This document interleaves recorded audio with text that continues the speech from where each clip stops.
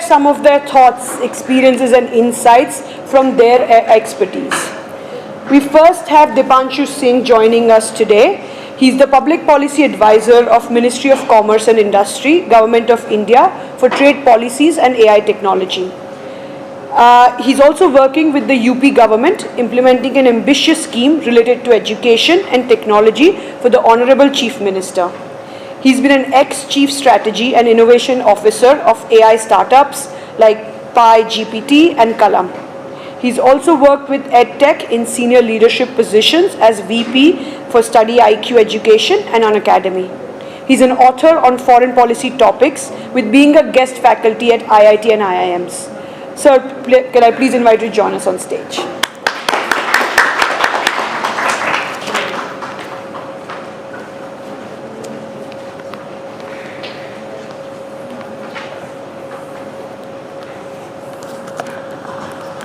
Good morning, everyone. Good morning. The teacher never comes here, the teacher never forgets. So, वो teacher वाला vibe हमेशा रहता है. So, thank you everyone. Thank you Vama, first of all, for reaching out and inviting me to this beautiful campus. I think Jasmine and Himanshu have been courteous enough to show me your campus, and thank you, ma'am, and all the esteemed judges and panelists. Good to see young people here. And specifically for something which is very, very critical and important at this stage is AI. So, even though we have been asked to, give a speech, but I was just telling that I have not prepared a speech. So, but then Himanshu told me that you give lectures for 3 hours, so it will be okay for you. So I'll just give you a brief about where particularly the AI is moving and what we are actually looking for. That also kind of relates to the work that I do and have been doing from the past. So when you talk about AI, I think when people say artificial intelligence is something which is a very new thing, but when you go back 15, 20 years, AI has always been there. It's just that we now more, prominently see the effects of it. When you started using Google search, that was itself AI. In fact, I work on a lot of issues of cybersecurity also. So now Google knows so many things about you, or even for that matter Meta, earlier called as Facebook, that it knows every detail about you. When you get up in the morning, what kind of things you scroll through Instagram, when do you leave for office, when do you take a cup of coffee or a tea. So that all data is there. The most important part, as for students who are also in media, journalism, working in the field of AI, is how to work on securing that data. Data privacy is something is very, very critical, not just for an individual, but as a nation as well. And at Pi GPT, when we were building, it was more of an EdTech driven, research-oriented startup, we were able to scale it up to 80,000 users. The idea was how we can use it for research purposes. Though we kind of pivoted it now towards skilling. So we are building something now on skilling and AI, which is again a very, very critical thing, because nowadays people think that skilling is something extra. No, it is always an integral part of you, right? So you cannot think of, working in one field and then ignoring the other fields as well. So it is very much integrated. For example, a lot of students from Delhi University or who are from the humanities background, they are now working on AI. So you can never think in AI in terms of isolation, that oh, I'm from commerce, or maybe I'm from humanities, I will only work on this field. If you will not be accustomed to it, please know that AI has already made inroads. So AI is always there, it's going to be there. In fact, when I talk about AI, I always say that it's not just about artificial intelligence, we should be looking towards augmenting intelligence. How do we augment it in our daily lives? So that is something which is very, very important, instrumental, and I'm looking forward to a lot of these interesting presentation and ideas. Especially I'm very much, you can say, biased towards AI in education, one of the themes that have been given to the students to present, because that is very, very, very close to my heart. And also one of the themes is about how do you use responsible AI. A few weeks back I was talking to somebody from US. He was a foreign policy expert. We were talking about the concept of ethical AI. He said there's no ethics in AI. When you talk about ethics, it's actually nonsense, because what is ethical to you is not ethical to the other person. So he was referring to the context of geopolitics, that what maybe, you know, people in US and China are building are, you know, 10 years advanced to what we are building. So I think that is where the role of youth and, you know, young people like you is very, very critical, that the brain is here, the drain is there. So the brain drain is happening, so we need to work and build something in India for India. So I think that is the message I want to convey to all of you. Thank you once again. I'm looking forward to it. Thank you.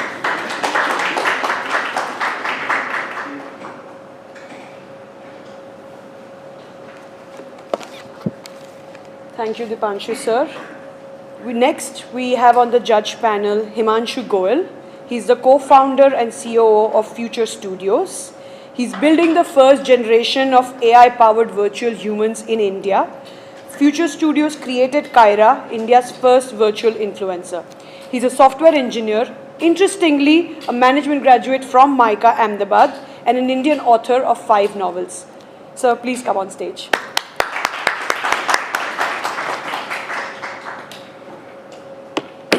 Thank you so much for inviting me, respected professors, fellow judge panelists, and chief guest. So very happy to be back in MICA. I'll talk a little bit about my journey, how we created Kyra, and how I see AI today. So we graduated, my co-founder and I, we are both MICAns as well. From batch of 2019, we graduated and got into an agency. So while we were in the agency, we were working with hundreds of influencers.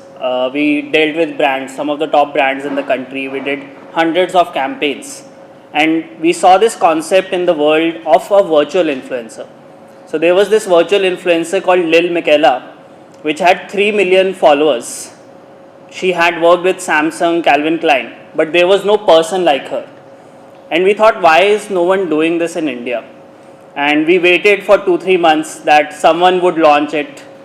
And after 2-3 months, we decided, why can't we be the ones to launch a virtual influencer in India? So in 2022, we launched Kyra, who became India's first virtual influencer. Thankfully, because she was the first one and we had good enough content, she got covered all over the news. Most recently, we were also covered in Shark Tank Season 3. So it's been a great journey so far, and it's still an ongoing journey. So with the advent of AI, things are going to change dramatically. And when we started, we got a lot of comments that this concept has worked in the US, this concept has worked in China, but it will not work in India. I think we are at a stage, we are very lucky to be in India, because India has the most youth population in the world. And if any idea, any tech idea can work anywhere in the world, India is the first place it can work, whether it's metaverse, whether it's artificial intelligence. So we should be very fortunate to be in such a country which has such a huge potential that is growing. So I am hoping to see ideas that are India first, Asia first. I'm very excited to see them. Talking about AI, AI is a technology that is growing every week. There's a new model coming, there's a new technology coming that's changing the world. Just last week, an image model was launched that can create images that is indistinguishable from reality. So from my experience, whatever you think AI can build, it is capable of much more than that. So don't limit yourself that AI can do this, but it cannot do that. We have to accept the fact that AI has become powerful and it is going to become more powerful. So we have to be cognizant of that and think around that. Whatever you think, if AI cannot do this, it is already on the path of doing that. Secondly, stakeholder management is something that we are taught at MICA. So we might think doing something will help this group of people, but it might have a negative impact on another group of people. So you might think banning AI content will help this part of people, but it might impact a lot of creative people who wanted to use AI. So just think of the groups of people you are impacting with your ideas. Maybe you are benefiting a small group of people, but it is impacting a large group of people negatively. So I would love to see how you have thought of different stakeholders, whether it's journalists, students, the general public, and more. Other than that, I'm really excited I know people are here from school to masters, so always good to see people in schools thinking, because they are way ahead of our thinking. I think every generation comes with a new set of ideas that we could have never thought of. And I'm really excited to see all the young ideas and hoping to see some great presentations. Thank you.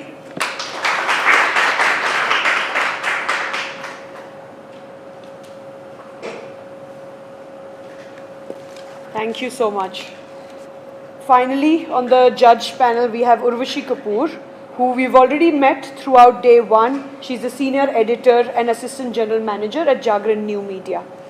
Now, if I may request Shubhra ma'am and Dipanshu Singh again on stage, just a little token of our appreciation, please.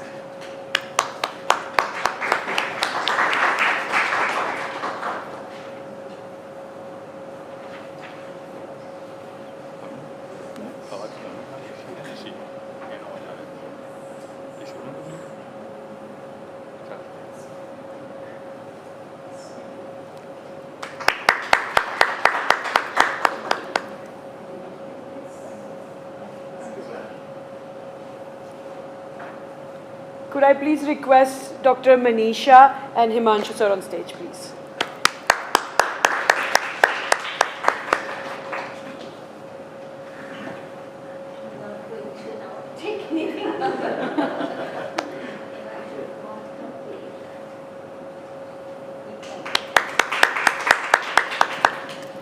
And Dr. Ruchi Tiwari and Urvashi ma'am, please. Thank you.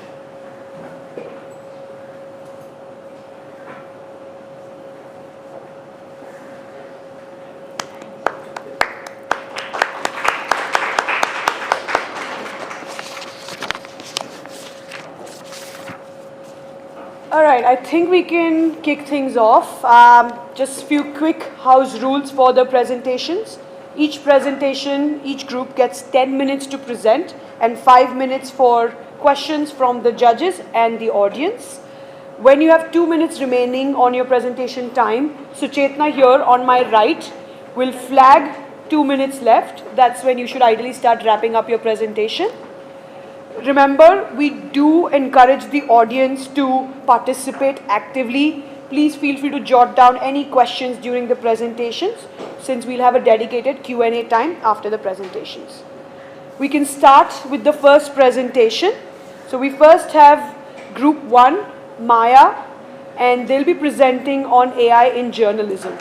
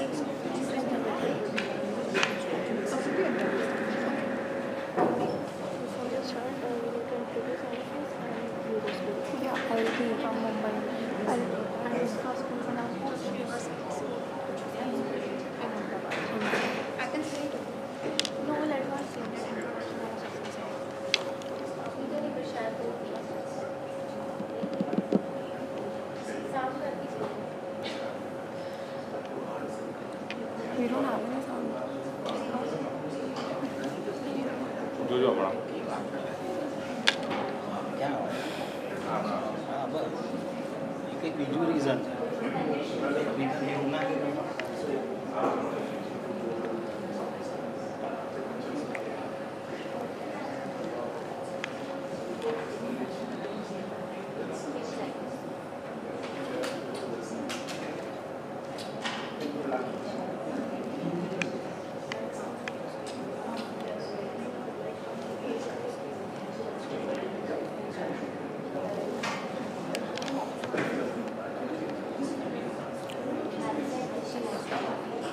She wants to shut it.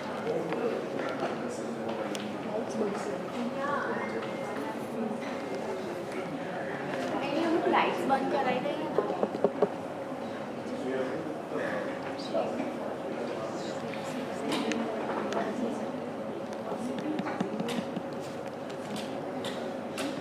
Is this visible now to everyone?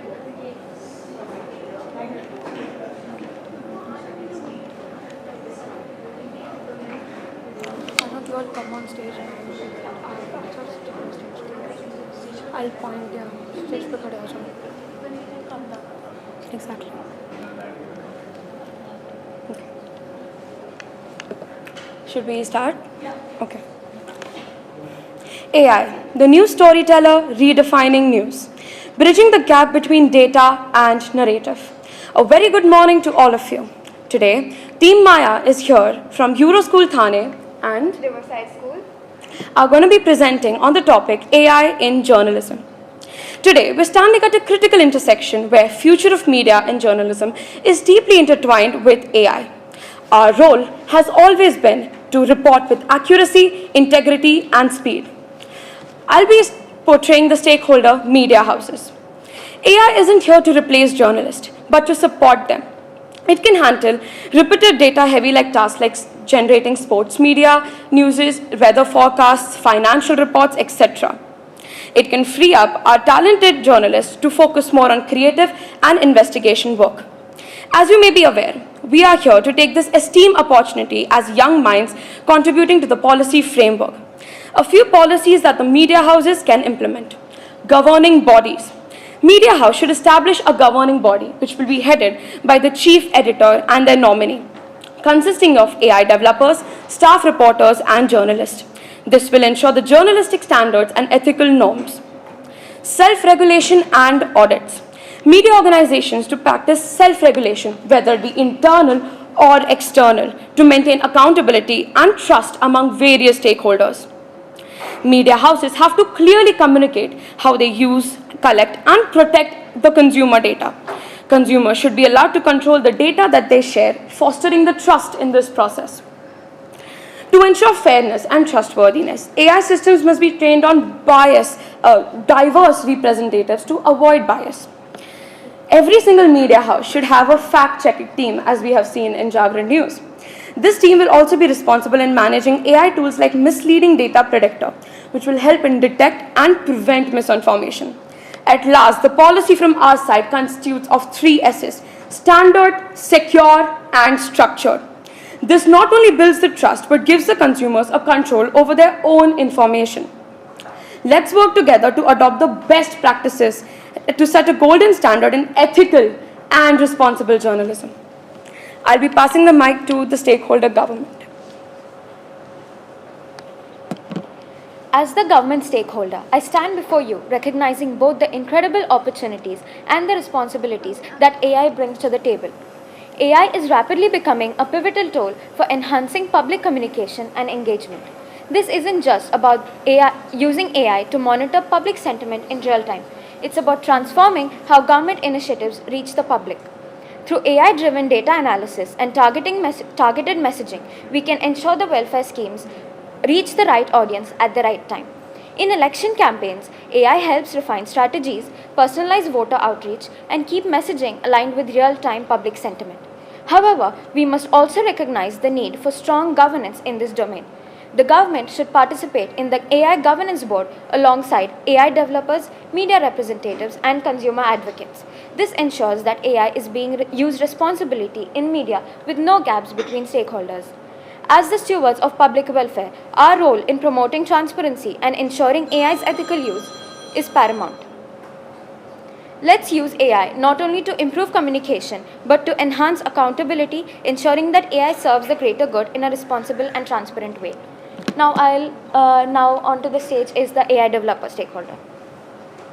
For us AI developers, it is a thrilling moment in history. AI is now being used in every sector, not only to enhance the quality, but also the efficiency of products. AI isn't just a software that we make, it is the very reflection of you and me and all of mankind. AI is being used in journalism too.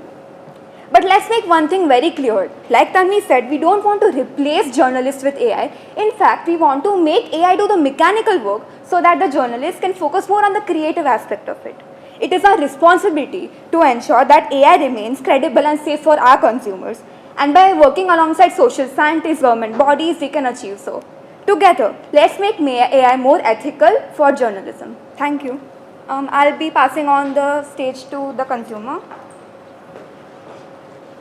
Dear consumers, AI is revolutionizing how news reaches us. But with this change comes a responsibility to ensure we have control over our information. Imagine AI summarizing lengthy articles, allowing you to grasp key points quickly. What if text-to-speech features enable everyone, including those with disabilities? Well, now that's included in our policy. How exciting would it be to break language barriers with automatic translations, making diverse voices accessible to all? With a dedicated language verification team, AI translations will maintain quality, ensuring everyone can access vital information. But empowerment goes beyond consider the potential of AI-powered tools. What if news was tailored to your interests and delivered seamlessly to your devices? Wouldn't that make your news experience more engaging? By organizing these key areas, we define the roles of each stakeholder, promoting a collaborative approach to AI in journalism. As we embrace this future together, ask yourself, are you ready to become an active participant in shaping news landscape? Let's ensure that AI serves as a tool for empowerment and informed engagement. Conclusion slide, please. Ladies and gentlemen, as we draw our presentation to a close, I want to highlight the journey we have taken in crafting our policy framework on AI in journalism. Throughout this process, we have engaged in deep brainstorming and innovative thinking, focusing on how best integrated AI into our field while preserving the core values of transparency and creativity. At the heart of our proposed policy is a commitment to transparency.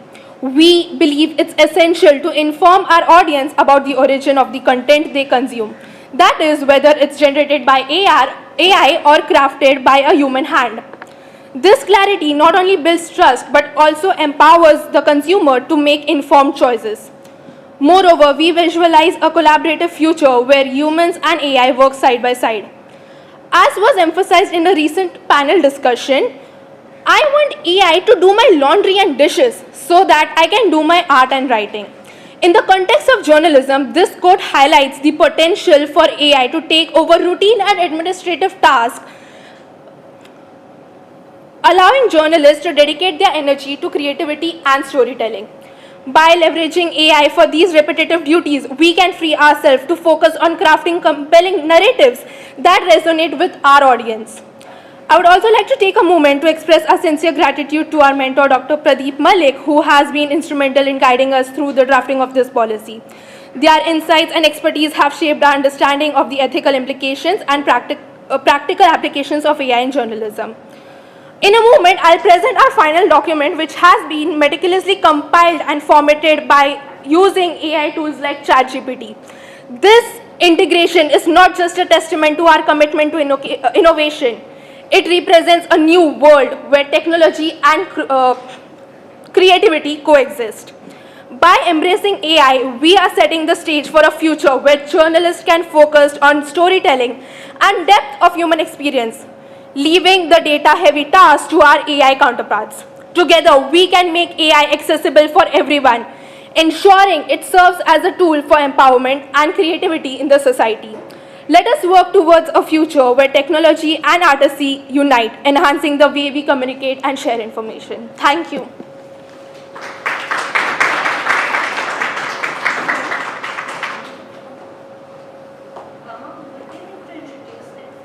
Yeah, please, why don't you introduce all of you one by one if you want to do that. Okay. Hello everyone, my name is Tanvi and I'm from Euro School, Mumbai. Hello everyone, I'm Dravya and I'm from Riverside International School. Hello everyone, I'm Niharika from Euroschool Mumbai. Hello everyone, I'm Guneet Kaur Johar from Euroschool Mumbai. Thank you.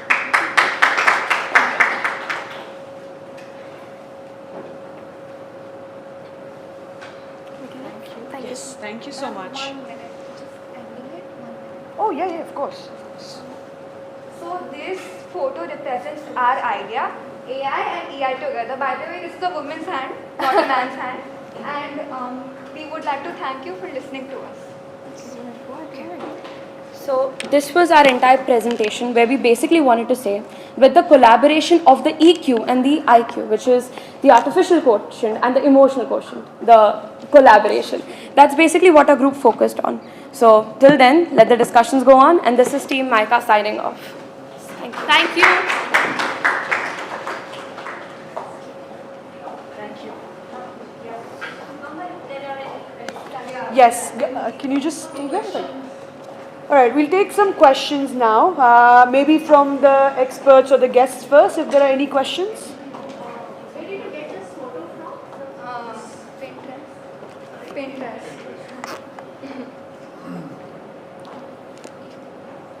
I can open the floor to all the audience if there are any questions for them. Yeah, please. Yeah, so one of the suggestions that was made was for personally crafted news, right? But if my news was personally crafted, wouldn't that just add to a selective exposure and make more polarizing opinions? Sorry, do you mind repeating that for them? Yeah, so if my news were personally crafted for me, then wouldn't that add to the polarity of my opinion? So in turn, मैं जो देखना चाहता हूँ वही मुझे दिखाएगा, right? That So, is what you are suggesting. catering to consumer needs. So what our point was that there's obviously a collaboration between the AI and the reporters. So if the AI is doing the analysis work, financial reports, sports, weather news, but the creativity side or the human quotient is present in the reporters, in the journalists, who can add their own personal opinion. Now, if you want to cater to the consumer's need, the algorithms are already present there. But at the end of the day, whenever we want to hear news, if it's about an incident which is close to our heart, we would rather want a journalist to, because they have emotions. Yes. So there's this collaboration part that comes. And if we talk about catering to consumer needs, the algorithms are there. Whatever they want, we cater to their needs. That's how this collaboration is going to work. Any other question? I hope that answers the question. Yeah, I hope that answers the question. Do you think journalists should be emotional while reporting on a subject? Absolutely. Not emotional, but that is one thing that AI lacks. We feel that they should have the creativity because AI lacks that. You cannot accept creativity from AI. It can do the managerial work, but when it comes about brainstorming ideas, creativity, innovation, that can be done by a human. So that's why we want a collaboration between humans and AI. And that's exactly what we did in our project. Yeah. We made a draft, brainstorming with our mentors. We came up with different types of solutions. And now we have put them in the AI, the tool, and then it crafted us based on our ideas, our creativity, a perfect model for the policy framework. That's what we need, right? We are aiming for in our policy. Any other questions? So I just wanted to build upon what Urvashi asked about this image. So when we talk about AI and creativity, I think you could have used an AI tool for this image. Instead of searching on Pinterest, when you talk about minimizing your time, using AI as a tool to minimize your work, I think that would have been a better gesture at the end. I agree, but like Jaya ma'am mentioned, everything is AI. Even Pinterest, the options that I get were AI. It is So algorithm technically- generated. It's algorithm. Technically, So Pinterest technically, is using algorithms it is our creativity shown back to us, right? Oh, sorry. Yeah, please. Sorry, please. So great work on thinking on different stakeholders, and I think your mind and heart is in the right place. Thank you so much. Comments from because I'm in the field, I see AI day to day. One is that you have a noble intention that AI, you will not replace journalists. But as soon as media houses find an AI that can do it for cheaper, they'll replace them very quickly. So, just to answer that, that is what we said in our policy, a governing body. So the governing body will have various functions to ensure that we want a collaboration. We don't want the journalists to be replaced. Would you recommend your policy to let media houses ban, like you will not allow media houses to hire AI journalists? Would that be your recommendation? No, that would not be our recommendation. So basically in the governing body, as we said, different media houses will participate. Now there will be the chief editor, the staff, the reporters. Now all of them will be media literate, right? So if you use these AI tools or AI journalists, as you tag them, they can be, again, a collaboration, the same word. But if the report or the analysis is done by the AI, the way you can present those ideas and add more creativity to it, add more flow to it, can be done by the... So that's not a recommendation. You can never replace humans.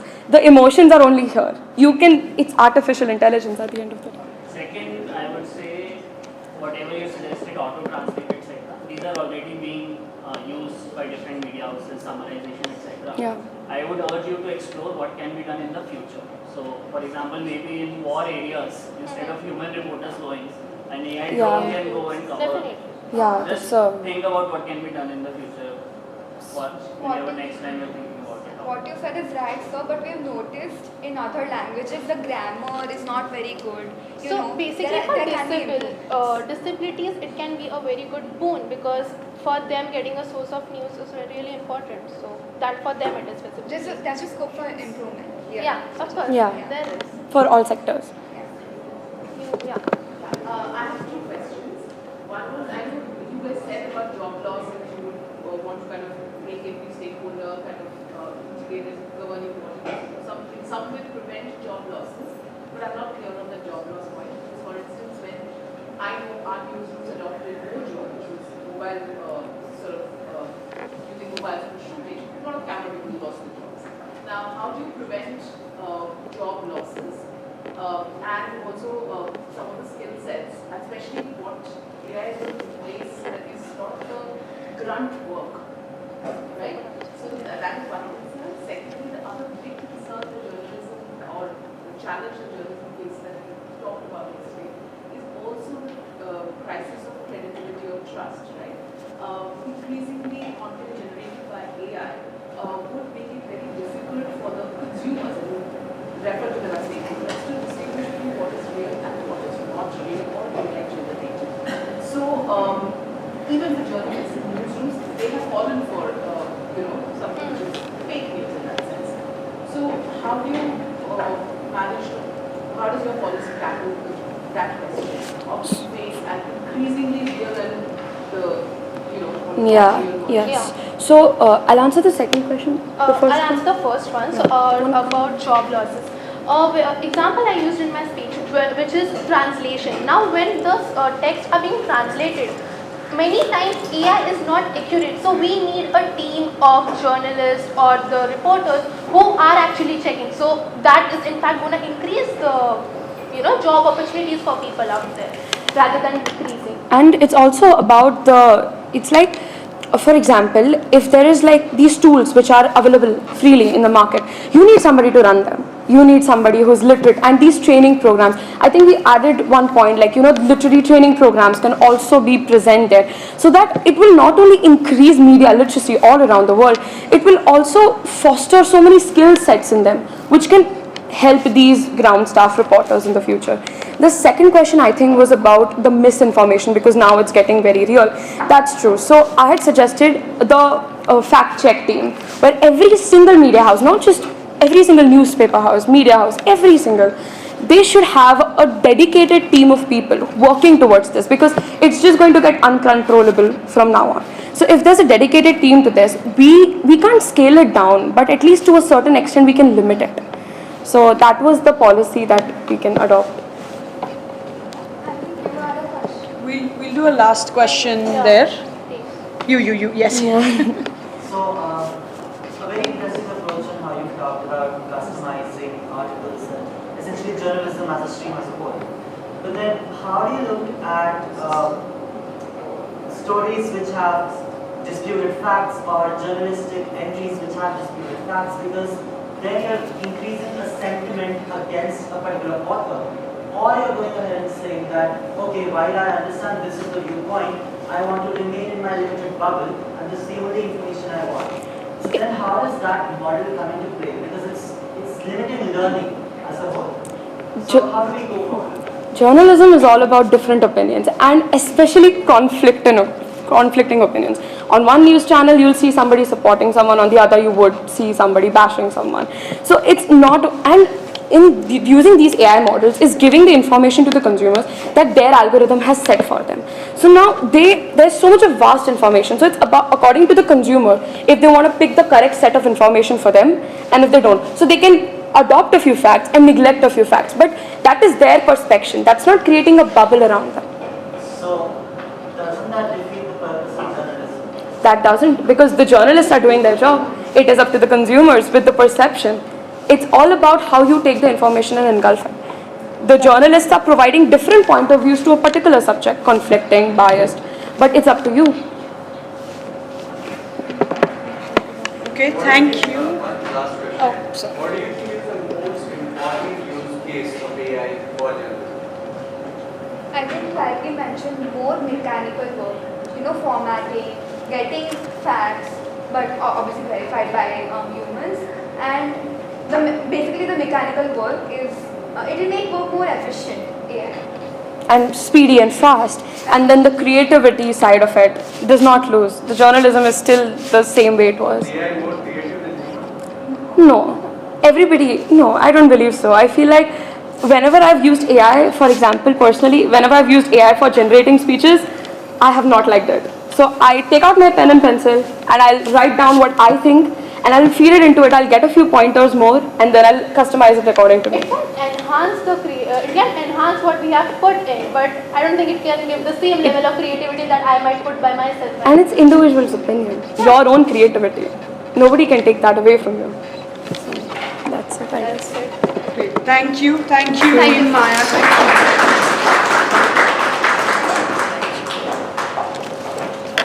That was really great to kick things off with the first presentation. I'll now invite group number 2, Human Intelligence, and they will be talking on AI as public good.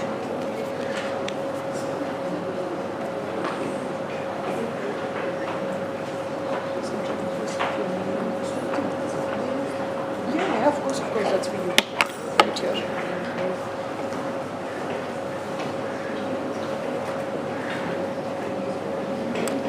Hi everyone, am I audible? Am I audible now? Okay. Louder, okay. Alright, I will try. Good morning everyone. We are Team Human Intelligence, which I realize is a very corny name now. But before we begin, just a little bit about ourselves. Sorry.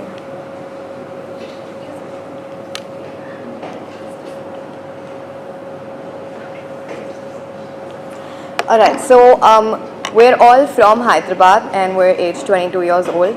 All of us speak Telugu. We were friends since undergrad, and that's how we grouped up for this. I am Meghna, and I am doing my MBA in Communication Management from Symbiosis Institute of Media and Communication, Pune. This is my friend Ananya. She is doing her Masters in Literature from Manipal, Bangalore. And that is Sushant. He is a product analyst in a company called Berkaria in Hyderabad. And he graduated in a bachelor's in computer science engineering. Before we begin, I just want to ask, how many of you have seen the movie Control? Okay, that's all right. A few of you. Yeah. So just to give you a little bit of context, this movie basically talks about an AI company that it basically mines on data of people. It takes data from them without any consent, and it's actually aimed at helping people deal with loneliness. But what they're doing is exploiting people. And the reason we've given this example is because the movie kind of ends on a very scary note. And then if you track back, you realize that there's been a lot of media over the years that talks about technology in general. I think maybe as we proceeded in time with technology and media, our manifestations of what we want from technology actually started getting better. For example, if I take an example of say the 1980s movie Back to the Future, it talks about what technology can do in the future, but maybe they were not very accurate with their manifestations. But when I talk about our generation, there's only two things we ever really wanted as kids: a gadget that will stop us from being bored, and a gadget that can possibly do our homework, because we grew up watching Doraemon. And maybe then I would not have thought that, you know, I'll have a smartphone in my hand that'll stop me from getting bored, or maybe a chat GPT to do my homework, but today all of that is possible. So what I'm trying to say is that over the years we've had a clutter of media that really talks about technology, everything that it can or cannot do, consequences, implications, catastrophe, everything. And so what I would like to talk about is how, in general, we try to understand the sentiment of people when it comes to AI and actually using AI. So we did a sort of survey amongst two different groups of people. One is the urban group, which has people from around, I think, 18 to around 25 years old. And we did a both qualitative and a quantitative survey. We'll get into the details a little later, but the overall sentiment of the urban group was basically their fear of losing privacy, although they are aware that maybe that has been happening for ages now and they haven't even realized it.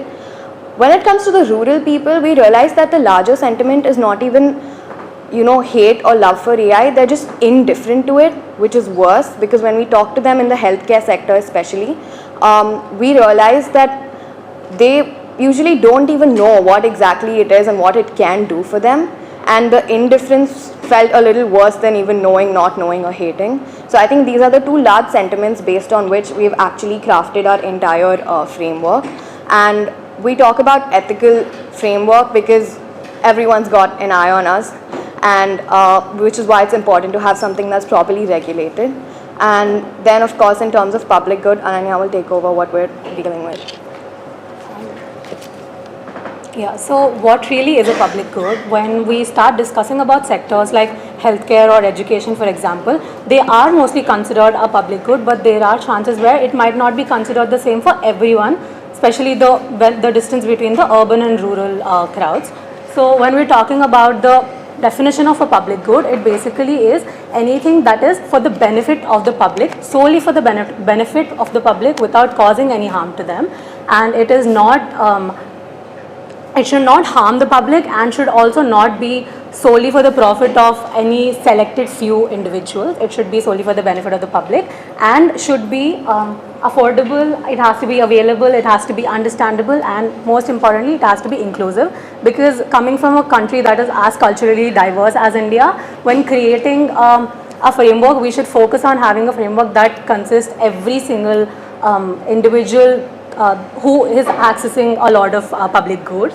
So when we were creating our framework, we referred to the strategy of Niti Aayog, the AI for all strategy for Niti Aayog, because when we were thinking of a framework, we wanted to choose one that already is implemented in India, but since it's Niti Aayog is from 2018, we wanted to create an updated version that would include aspects of the current technology that is used in AI. So when we were discussing about our framework, we wanted to create the definition of what we consider the definition of trustworthy AI. We took it from the high-level expert meet on AI by the European Commission. And yeah, it has to be ethical, lawful, and robust is what we included in our framework for what is considered a trustworthy AI. So the core principles of our framework is based on the United Nations Human Rights Declaration, and that is the core values that we used for our framework.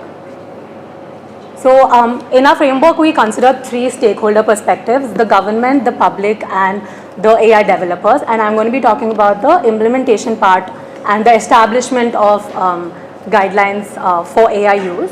So basically what we wanted to do was create a regulatory body which is independent. This regulatory body is only answerable to the parliament and contains individuals solely focused on, who solely are focusing on the use of AI and the implementation of AI, especially in India. So this body is independent and interdisciplinary, and it will come up with compliance guidelines. So it will basically create guidelines that the AI developers must follow, and this regulatory body is going to ensure and enforce accountability measures.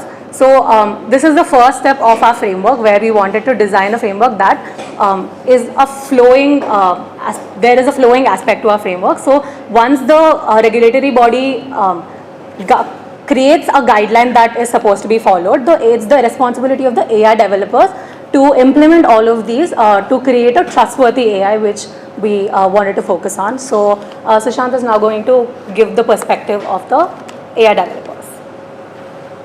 So coming to the technical standpoint, in the entire process of implementing the AI development, implementing the AI system, we have 3 steps which must be followed under the implementation, which are evaluation, the first step, which happens before the deployment of the system, and execution, which happens after the deployment while testing and all, and regulation is a process where you overlook and oversee all the regulations, compliances are met.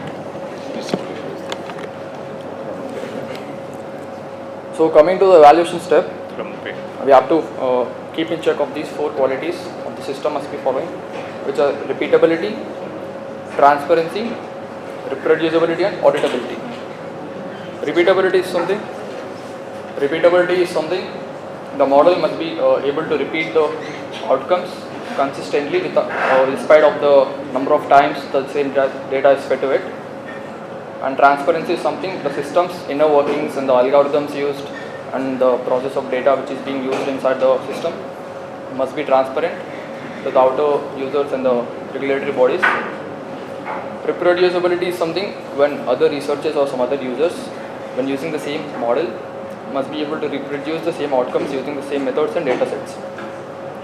And auditability is where the decisions and outcomes of the AI model, which must be recorded into logs and all those, and they must be used in reiterating the process, auditing and making the system more bias friendly, more unbiased friendly, and make sure all the ethical guidelines are met. So execution step is where we do after the evaluation step, where we make sure the system has all the security measures and all those well maintained even on the planning and designing phase of the system. And treatment of all the users must be very equal. The entire outcome of the AI systems must be very fair and equal, does not discriminate on any of the cultures or languages.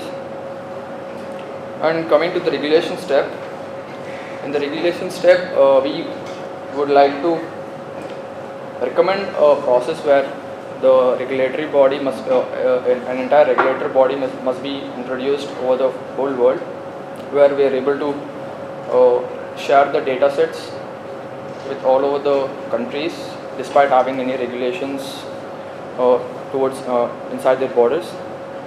So that is one thing we would like to recommend. And yes, we can. Alright.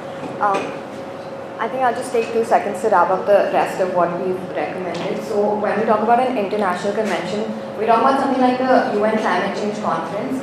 This is where you establish, say, implementable collaboration with other countries. And here is where we can design frameworks that may not be mandatory but are comprehensive enough for countries to abide by. And this is where, like you mentioned, all the data and information exchange happens so that we can really understand the global perspective. Another important purpose of this convention is to understand that the data exchange will be for public good and not driven by profit. Okay, to the next slide. And lastly, we want to talk about another purpose of the convention, which is sustainability. And this is where we discuss how we align with the UN SDGs and also a larger environmental impact. For example, talking about green data centers and transparency and carbon footprint, and basically understanding that of course we have other international conventions that talk about sustainability, environmental impact, and it is also something that must be kept in mind. And when it comes to communication, because this is for India as a whole and we talk about public good, this is where, as we discussed with our mentor who rightly mentioned, we have to start from a very grassroots level and she's given us as an example of what ASHA workers do and what they've done in the context of vaccination. And this is how it's important to understand that when we communicate the framework to the people of India, they really need to understand where and what to do to realize their rights. For example, if we take the sustainability approach of a rating mechanism to understand how much a system complies with the guidelines that we've given, we have to know how to really understand what this is, which is why it's important to do it on a grassroots level. And this is a set of our references based on which we've put together the whole framework. It's about 22 pages long and we've detailed out every step in it. And yeah, yep, that's it. We're done. Thank you very much. Thank you, thank you. We'll open it up to questions now from the judge panel and the experts first. Where are the survey results? We can share them with you, but we've not put them because... Can you just talk about what were your findings? Alright, okay. So, for the purpose of having a qualitative survey, what we did was first, we sent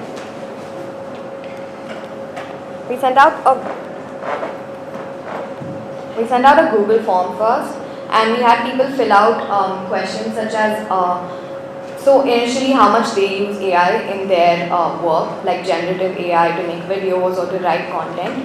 And then we started getting into things like data privacy. Do they understand when they're accepting and letting systems take their privacy and things like that? And then we started getting into questions of how they feel about systems taking their data. So the questions largely dealt with something like, would you let AI make your decisions in, say, daily life things? Would you ever drive a self-driven car and things like that? And that's when we started understanding that there's a lot of fear in adapting to such things. Every single answer for would you ever drive a self-driven car was no, or maybe. So what was your sample size? Okay, so yeah.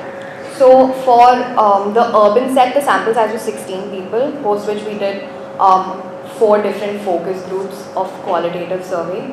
And here we discussed how much they use AI, when they started using AI, what they use it for, do they understand and what tools they've used, how they've learned it.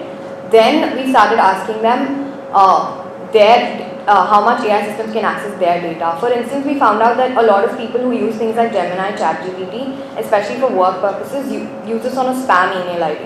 Because they feel like if they give their actual email ID, they don't know what is going to happen with their data. And this was a very interesting finding because a lot of people talked about it when they use all of these online or AI apps, they give spam emails because they don't trust them with their data. And eventually we started talking about healthcare and how much you would let AI make decisions. Would you be okay with the diagnosis? All of them said, of course, we only want a human oversight and then the diagnosis. It's okay if AI gives it, but I need a human oversight. But that being said, they think that they can never adapt to, say, complete AI in education. When it comes to education, another thing that they thought was either bias or unauthorized access to students of generative AI or things like ChatGPT. When it comes to the rural population, our sample set was 20 people. And this was more in-depth interviews because we really had to properly try to get them to talk about things in general. We started talking about Arogya Setu app first, whether they have it, whether they know what it is. Most of them had it, didn't know what it was, said someone else downloaded it. Other people, maybe, I think 2 people said, I know what it is, but I've not used it. I've never opened it after I downloaded it. When we started asking them if they understand things like AI, if they know what apps they use, they were just very indifferent to it. The response was, I don't know it, I don't want to get into it. And that's when we realized that we have to take a more learning approach of making them even understand what it is and then understanding their rights in what they should be dealing with. So, just wanted to ask, what framework did you use when you decided to make this document you have created? Right. So, how did you come up with this document? Like, from where have you created this? Okay, so initially we were given a template by them of what needs to be in it. Post which we actually referred to the Niti Aayog National Strategy for AI. Inspired by the Niti Aayog? Yeah, because they already have an existing strategy, so we figured having a framework that is more relevant, because this is 2018, but having a more relevant framework for today's day. And then we addressed, so of course the core principles, all the 12 core principles are detailed out by the United Nations Human Rights Declaration. So that's why they talk about how all these principles have to be addressed by an AI to be reliable, and that's where we've taken it from. I think relying on these core principles will also help us understand what is globally acceptable and what we can actually really do. So this is largely what our framework is based on. After that, we divided ourselves into 3 different stakeholders and put in different perspectives. Again, an interesting point that you made was having a sort of UN climate like framework. Yeah.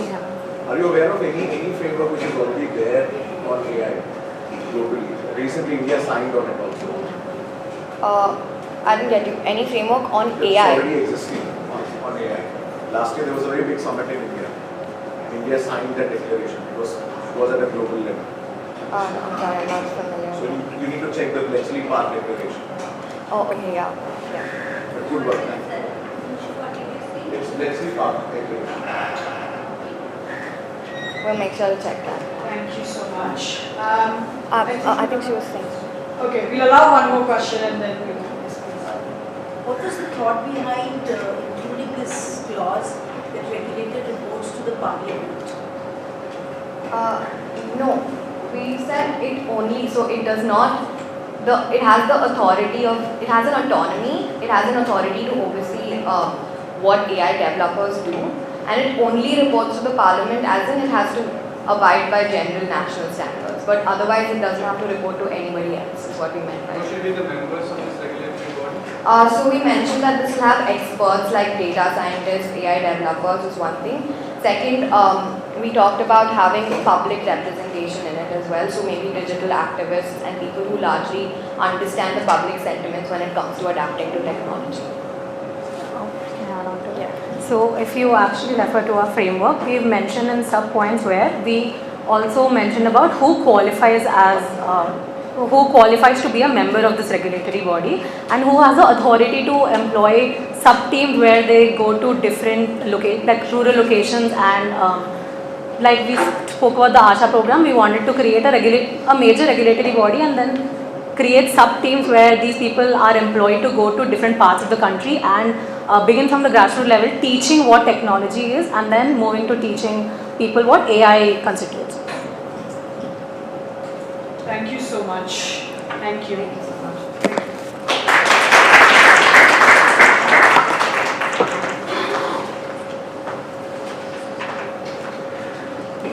Alright, great. I'll just take this opportunity, just a quick reminder to all the groups as well. Please try to stick to the time. It's only fair to all the other groups as well if you stick to the time frame that has been advised. And just a quick reminder while they were going through that, for all the judges, all of the groups have created a policy framework, which is a detailed Word document.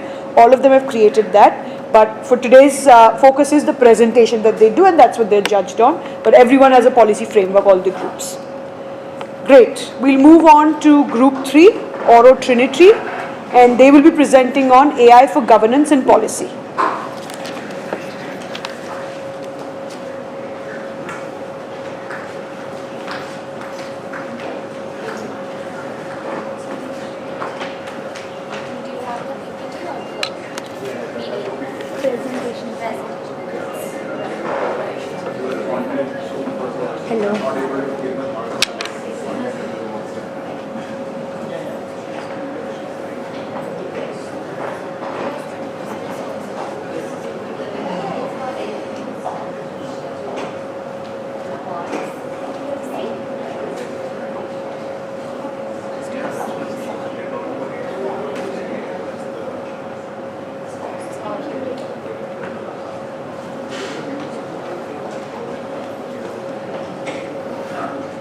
So, a very special good morning to the judge panel, our chief guest, our team of UNESCO and CDMC-MICA, and all the participants out there. Good morning from me, myself Dhanishi Patel, with my colleague Meg Dave and Praval Sharma. So, we are from Oro University, first year journalism and mass communication students. And we were assigned with the mentor, Mr. Deepak Kumar Gautam.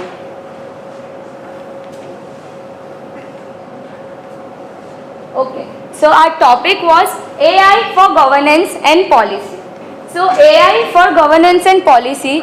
So before making presentation, we sat with our mentor, with my colleagues, and then we create an ideation exercise. We create an ideation exercise where we jot down what we think about the topic, and then we jot down all the pointers of my colleagues, and we then design our presentation file. So this is the work, this is the framework that we created before presenting our presentation.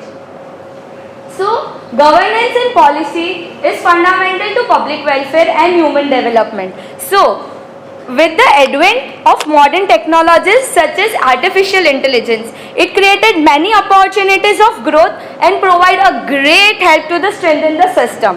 So as AI, governance act as the torch barrier which ensures the benefits of artificial intelligence, that is AI, which reaches the wider social network, and that includes all the ethical ways, and it also helps to address the unintended consequences. Okay, so to unintended consequences. So now let's ask a question. So there is a question to whom we are developing this technology. So obviously we are asking it to ourselves, to whom we are developing the technology. So obviously that are the humans who are developing, who are the center of the AI governance, which analyze the data, allocating the resources. It is all human centric. It is all human centric, which approach the framing of AI policy. So now I would like to hand over the stage to my colleague.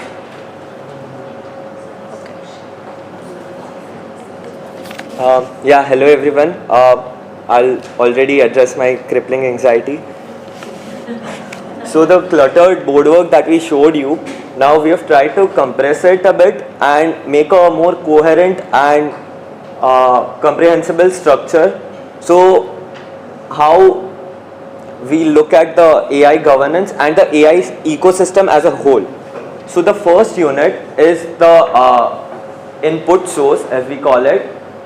These would include things like LLMs, machine learning, training data. Now, this is what we call as the backbone of the whole AI structure. This is where the information comes from. So, of course, this is a unit where a lot of margin of error can lie in. So, some of which would be training data insufficient, which I think ma'am yesterday addressed, like the car accident example that you gave. So that problem could be addressed here. Another one could be algorithm biases, which could be prompted or unintended consequences, again, as we mentioned earlier. Now again, the second system in this unit would be the stakeholders, or a technical term to use for it would be the processing system, which would cater to the human and AI interactions. Now this is where the work that we want to produce and the prompts for it would be given. Now this is what we use for copying our homeworks, and when we command a prompt to the generative AI, the result that it pops up, usme bhi there is a lot of margin of error, some of which shortcomings would be misunderstanding the data and lack of equitable usage in a larger aspect. Then the third unit would be the output unit, which would talk about the desired goals in general, and how also it could be used, also how the output that is generated could be negative as well as positive. So what we try to aim here is कि जो भी output आएगा, we could use that to feed the data to the first two units to evolve the process and make it more accurate always. So that is what we are trying to analyze. We call it as the feedback loop mechanism or periodic consultation. then for AI citizen interaction, we believe the three aspects or three facets of our societal structures could be catered to very much efficiently, which would be the justice system. Now, even our CJI talks a lot about it, that the laggard process in our justice system has been an issue since our independence. And what I believe is that AI can be used to segregate the cases and assign them to specific judges, so that even more speedy justice could be achieved. I'll not target any political party, but why is it that a statement's case is given more priority than a case of a farmer? So even abhi Indian Express mein ek editorial aaya tha, which called ki the quality of a judge, the quality of a lawyer represents the quality of a case, and how much focus it has been given on to. So we believe ki an AI approach would be more helpful for creating a more egalitarian society. Then the next one is availing RTI. RTI could be used very much efficiently, of course, but it is hard to detect every anomaly that we see in our file systems. So maybe an AI approach where it automatically detects any anomaly and address it to the concerned committee. So say we could use the RTI mechanism more efficiently. And even healthcare is a huge, sorry, I'm taking a lot of time. Healthcare is something that we can cater to because we have a large population. Now, a cell phone based AI system for early diagnosis of retinotherapy has been made, which diagnoses an disease at a very early stage.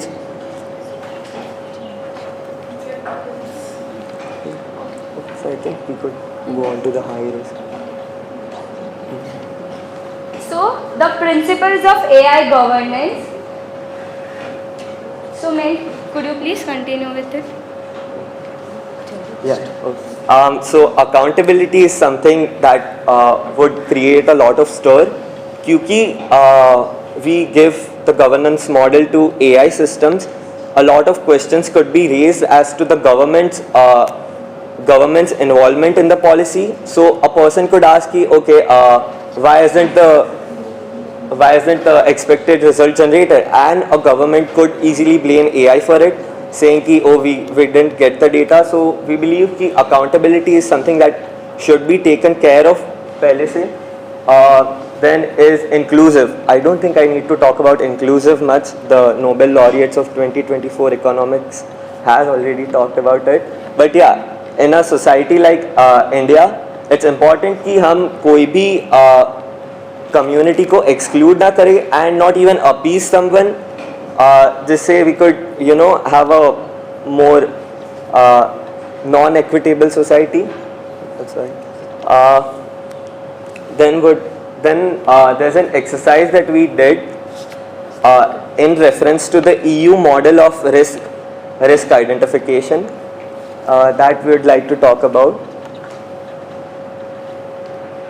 Okay, so we have did this risk identification exercise where we have kept our point of view that what do we think about this sector.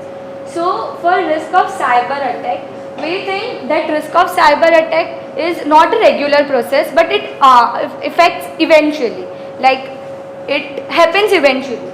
So it has the high impact, but it covers the low livelihood. Then there's a skill gap. Now I am a staunch capitalist, maybe because of my Gujarati upbringings, but I believe key systems could be made so key systems like maybe just transitioning. It has not been used in the AI sector much. It's an environmental concept, But I believe that even in upskilling people, we could use concepts like that to enhance our productivity and fill the void of unemployment. We are. So thank you so much everyone for listening us. Thank you guys. We'll open the floor for questions. Yeah. Yeah. So, very nice presentation. Thank you. When you talk about AI in the judicial system, Yeah. you do realize that judiciary works on historical records. So if your historical records have biases in them, and you end up training out AI on the same historical records, future cases will also be impacted and wrong decisions will be given by courts because the AI has fault in it.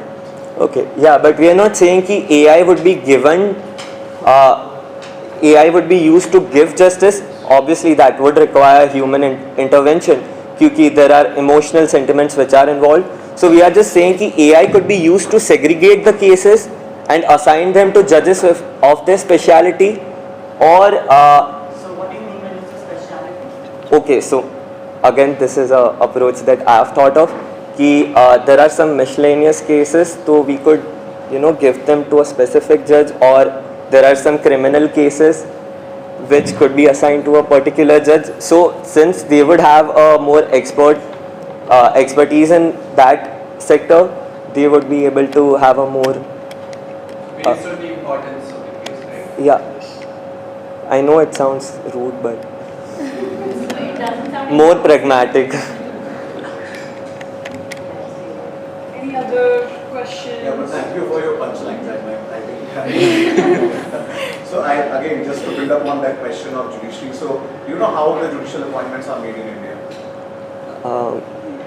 Because you read a lot of Indian Express, I think. So I think you need to read that, because when you talk about using AI in the judicial system, you also need to first understand how the judges are appointed in India. Then only you can decide which case goes to, because right now it's decided by the Chief Justice himself, that which case goes to which bench. Second thing is that I think you would have built a lot on your presentation on healthcare, because there are a lot of use cases which are already happening, and there are a lot of startups. So I hope that if you added some of these examples in your policy document, but otherwise a good presentation. Thank you. Any other questions if anyone would like to ask questions? Do you guys happen to introduce yourself? No, I think yeah. Yes, so I think maybe that's what, if you guys want to please introduce yourself, your name and where you're from. Sure. So, hello everyone, my name is Dhanishi Patel. We are recent passed out batch and a first year student from Oro University, and we are doing bachelor's in journalism and mass communication. Yeah, so I'm Meg Dave, and yeah, we all know each other from college. Yeah, please ma'am, please. So what do you think is the biggest challenge? Yeah, I think the lack of accountability, that because How do you propose we can handle it? so maybe guidelines could be made, so whatever party is in power, or okay. You just contradicted that. Yeah, but I just want कि हमारे system में there's a lot of blame games which are often done even while taking credit कि oh we did it first. So I believe कि a justified framework could be done for that. So, to exaggerate a small thing, so accountability and liability is very much important. So, because lack of accountability as a blame game, we as a citizen what we will blame, like अगर हमें blame करना है तो क्या हम AI पे blame करेंगे या फिर हम officials पे blame करेंगे. So the accountability is important so that we get a proper regulatory or we get a proper concern, and as a citizen एक citizen को पता होना चाहिए कि अगर ये काम AI कर रहा है तो we need to blame AI, and if the work is done by officials then we need to blame the officials. So the blame game should reduce at that point of time, and if accountability will be clear, so we know that हमें किसको बोलना है and किसको approach करना है. Thank you, ma'am. Thank you all.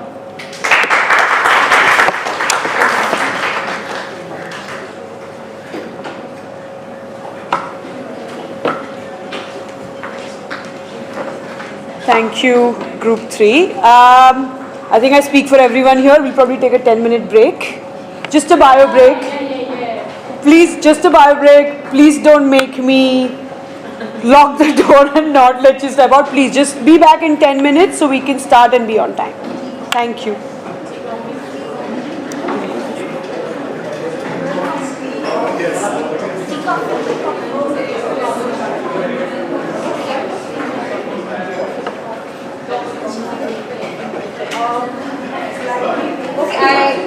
Just if you all can just stay back for 2 minutes.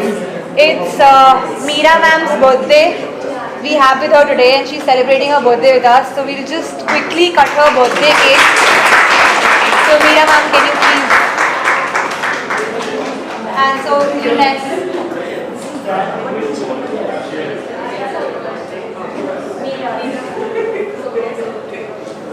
So actually it was well thought of by UNESCO and they were like all prepared with it in the morning. So we just thought we quickly do it.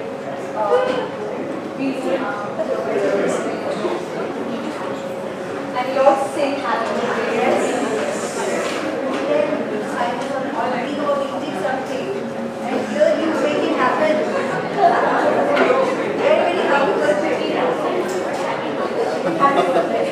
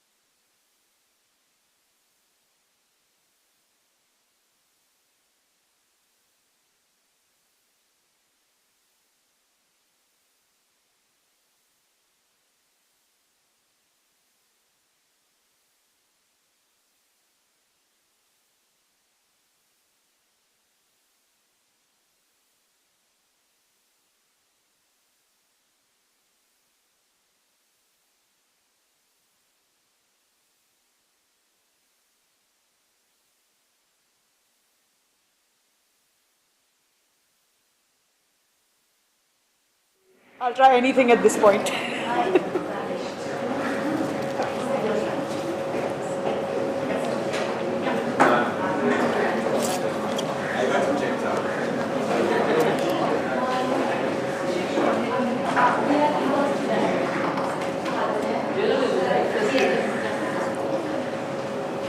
Okay, great. We'll now move on to the fourth group, which is Media Core, and they will be presenting on AI in media literacy and education.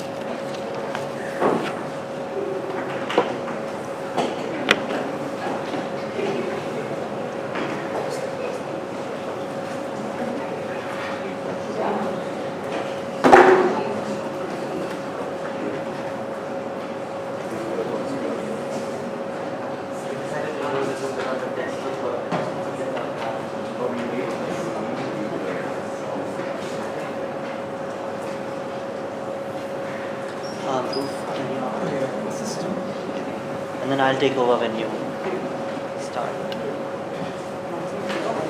Sorry?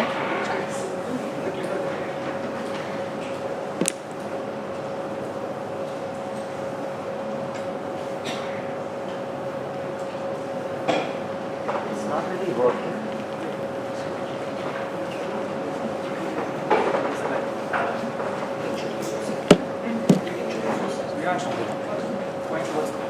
Point towards the back. Go closer, go closer. I'll control it. That's not working, so. No, we'll do it, we'll do it. Shall I begin? So, a very good afternoon to the house at large. This is Team Media Core. I am Suryan Shawat, this is Dhruv, and here we have Anaya. Essentially, the topic that has been given to our team is AI in media literacy and education. And while we understand the topic to be very nuanced, we have with us key stakeholders that we've analyzed. We've also done a very thorough literature review. We've also looked at global policies surrounding media literacy, as well as the interaction between our three primary stakeholders for the day, which would be firstly the government and government instruments, secondly media houses that generate content, and thirdly the educational institutions. So the questions or the agenda for today for our team firstly would be the context, which is the what. What essentially relates to the topic, why are we discussing it, and who are the relevant stakeholders, what are the key need gaps that we've identified to the extensive literature review that we have done, and finally, what is the framework that we are trying to implement, how does it impact all the stakeholders, and who are the stakeholders that we are trying to benefit the most, while understanding that the damage done has to be minimized, because whenever you make somebody supersede, it will always lead to somebody else's disadvantage.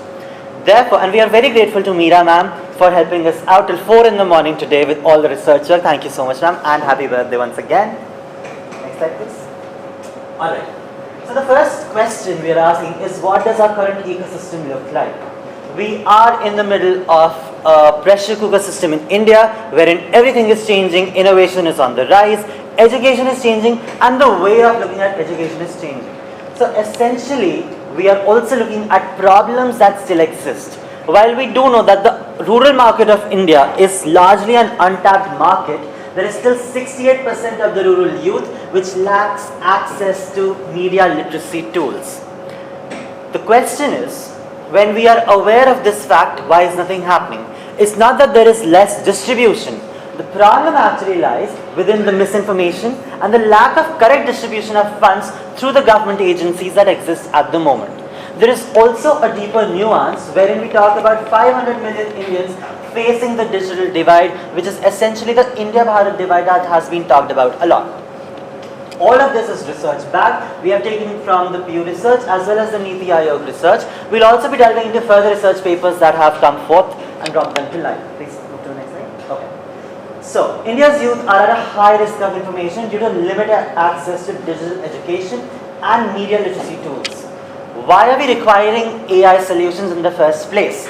It's because something is lacking. There is a need gap that we've identified, and the way that AI fills it is by regenerating ideas and by regenerating content in such a way that education and media literacy can be utilized in the most grassroots and granular levels. So essentially what I want the entire audience to look at is a self-virtuous cycle that gets formed. And here is how it works. When we look at schools, we look at students. But do students in schools make decisions for themselves? No. It's the parents. The parents go to the teachers go to the coordinators go to the principals. The principals then go to represent their ideas to the boards. The boards do that for the state governments to the central government. And who does the central government respond to? The public at large, which is once again the parents. So it's a self-virtuous cycle of stakeholders that we need to look at when we are looking at media literacy as well as education. Next slide, please. Yeah. So when we are looking at the key stakeholders, we are looking at media bodies, government and the education institutes. While the media is always struggling to combat the misinformation that is there in the market right now, the government is tasked with closing the digital divide, and the educational institutes need AI integration. What we actually need in today's hour is not just teacher training, but also parent training. Because the mindset that India still has, that technology should not be used in schools, or that AI will actually lead to our students becoming dumber, that is not the idea that we can go forth with if we want to actually let our students grow. Moving on, we are then looking at the inadequate media misinformation detection tools in real-time media. We are looking at limited diversity in AI-generated content and poor collaboration between media bodies and education sectors for institutions. Essentially what we are saying is, while we understand there is a greater need for media literacy and there is a greater need for education, how does the interaction between AI and media literacy, the interactions between media literacy as well as education, and the interaction between education and AI work out? We happen to be in a very privileged setting by all of us sitting in this room today and discussing this idea. But what about the villagers and what about the rural students of the country who wish to access the same but can't? Luckily today we have AI tools that then go forth and you can just voice command whatever you wish to. It will understand, and even if you don't know how to read, it will speak back to you, talk back to you, and you can get whatever information it is that you actually want to receive. And that is the media literacy that we want to bring in, and our policy and frameworks that we'll further continue throughout our discourse today will elaborate the same. Next slide please.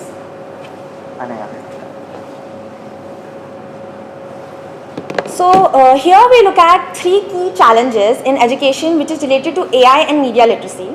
Firstly, we have lack of AI driven personalized learning tools in under-reserved areas. Many rural students lack access to AI based platforms like Khan Academy, leading to gaps in the tailored education. Secondly, we look at teachers lack training in AI and media literacy education. Here we see that educators often struggle to use AI tools to teach students to identify misinformation. And thirdly, we look at the significant gender disparities in access to digital and media literacy resources, which is basically girls in certain regions face more barriers to digital tools, widening the media literacy gap. For example, if we look at the RTE scam in Nagpur involving parents submitting fake documents to secure school admissions for their children under the Right to Education scheme, if we had AI involved in this scenario, we could have been able to verify which documents are true or not, which can also be used as a safety guard barrier. And now that we know what the key issues at large or the need gaps are, we've realized one thing so far. Everyone so far globally has been working in silos. There's no interaction between the key stakeholders that have happened, and each of them have been dealing with problems at their own personal level. Like one example that we came up with in our mentor discussions was that how universities, schools have just limited AI to not cheating or unfair means. It's never been seen as a tool for learning or better research by students, which is why we felt it was important to assign key stakeholder roles so that everything that this policy or this framework covers is interlinked to each other and there's a sense of interdependence, which is why media bodies become the content creators and misinformation watchdogs, because they are the first source of information dissemination and also information curation. Second is government as the policymakers and infrastructure providers, because AI infrastructure and technology infrastructure requires R&D, is expensive, which may not be feasible for large, small universities and schools further down in rural India or the heartland.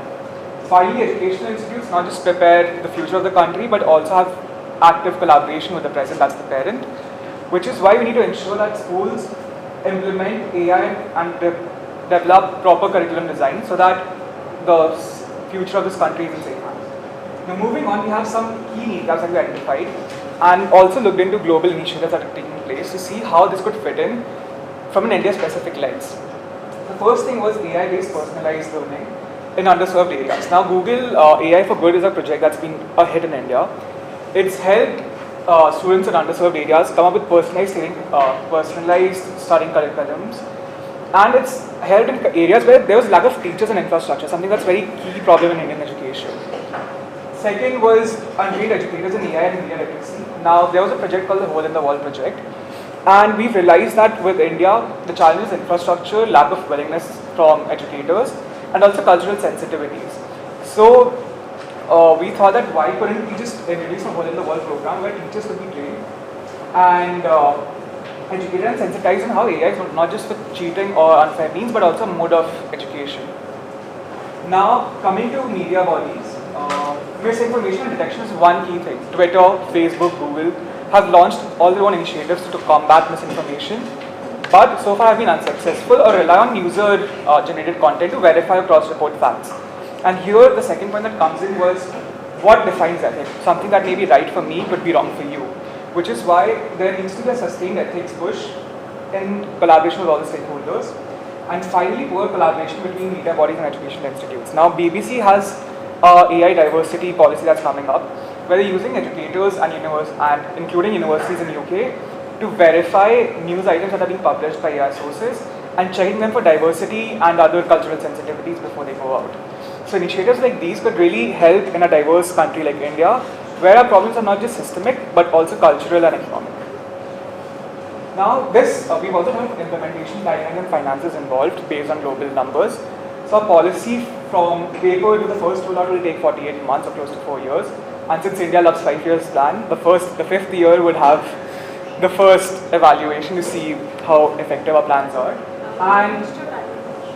And just the final point, this policy rollout will eventually need close to 500 crores over the span of 5 years. And it's again been based on global numbers and European policies. Thank you.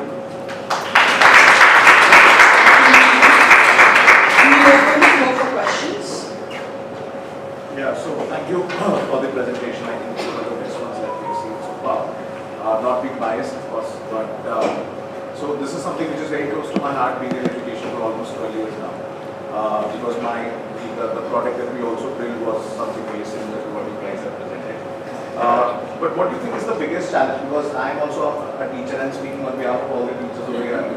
Why don't we have that much of, you can say, adaptability or adoption? The user adoption is very low for AI, especially from the teachers. How do you think we can address that? So, I think the problem is in the approach itself. So, while we were going, the problem is in the approach. So, while we were doing the literature review for this particular presentation, the references have all been mentioned in the file. One key thing that we identified was everybody has a very fixed mindset. For example, if you are studying marketing, there's a theory. There's how, some people have said that this is how the theory is going to play out. This is the impact of the theory. The problem is nobody actually then, in today's world, went ahead and said what is it doing at the moment. For example, if I'm studying a GTM, how is that GTM being applied right now? While AI is there, and today we have ads generated by AI entirely. Why do we not study in class this very specific ad that has been generated by AI? The educational context that we still have remains the same. That is, there is a theory, you study it, you apply it. The problem is that the environment today has changed. We are no more looking at education in silos of a theory. If you ask a student perspective of how do you use AI, they'll probably say we use it for our assignments. The answer is not they're trying to do shoddy work or they want the assignments to get over quickly. The answer is by using AI, they are able to generate ideas very quickly, but also then tell the AI that, okay, this is what I don't agree with, but this is the part that I agree with. So remove this part and work on this part. If that were to also be then adopted in classroom teaching, wherein in classroom discussions we can actually sit and work on the AI and say, this part I understood, this part I still have a doubts in, Can the AI then simplify it further, generate prompts, or we can re-engineer the prompts and come up with an entirely new way of looking at the same theory? That would create a much larger impact for the students as well as the professors. So that is the one gap that we've identified. How do you think that you can implement it at the ground level? So as we've already mentioned the self-virtuous cycle by firstly educating the school teachers. Because if students and teachers at the school levels are integrating in AI, by the time they reach universities, by the time they reach colleges, it will already be inherently known to them very well. When they reach to college or universities like MICA, we will already have had that sense of using or familiarity with AI so as to know which prompt to use where, and it will also take away from the idea of there being shoddy work, that AI helps you do shoddy work and get away with it. That idea, and that is the dominant idea that needs to be changed. So for that we can have a three-step process. First, you identify the primary schools or the boards, like we suggested CBSE, ISC and IB. Those are the three boards that we primarily identified. If you change the curriculum of these boards, add AI to them. Secondly, train the teachers at the school level. And thirdly, in the universities level, which is our level, we ensure that every project that you are doing, you mention how you are using ChatGPT or any other, or Gemini or any other AI that you are using. Instead of saying, give us assignments that have 0% plagiarism or they are completely non-generated via AI, ask students, why did you put this prompt in the first place? Because if they start thinking about the prompts that they have put, we now get to know what is the education barriers that they are facing and how do they overcome the same.